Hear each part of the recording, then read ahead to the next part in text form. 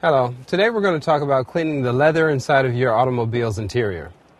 One thing to remember before you apply any leather conditioner is to treat the leather surface with a nice cleaner.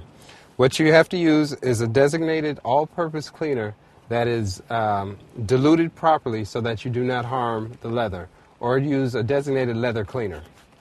What you're going to do is lightly mist the area that you're cleaning on the leather. Gently rub the area, removing any stains or soiled areas of the leather. Then once it is cleaned, you're going to follow up with your leather conditioner. A good leather conditioner will restore the oils that the cleaner has taken out of the leather, and the oils will help keep the leather's life and longevity by restoring the suppleness and the health of the leather. You're going to just dab a small amount of your leather cleaner, and again, gently rub it into the leather.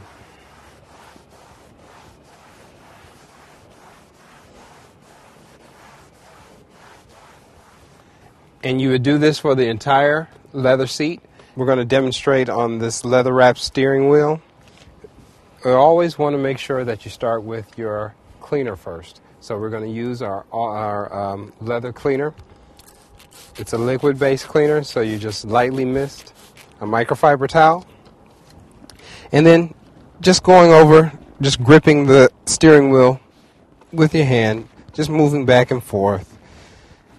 You're going to clean the steering wheel, removing all the hand oils, the oils that build up over time from gripping it. And then what you're going to do, you're going to see all those oils removed and onto your microfiber towel.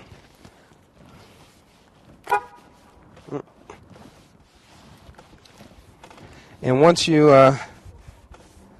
have the steering wheel cleaned, you're going to follow up with your leather conditioner. And it's a water-based leather conditioner. Again, misting the conditioner onto the microfiber towel. You're going to then work it in to the leather, making sure that it really gets in deep. This will help extend the life of this steering wheel cover.